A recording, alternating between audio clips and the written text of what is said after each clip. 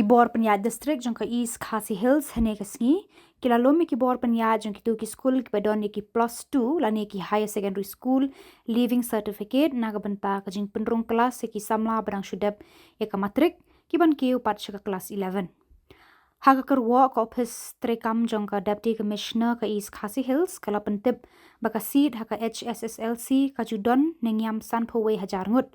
Henry ka jingdon ki Samla ki papas pat mentau senem kalong san pusan hajar saus pa hinyo posan ngut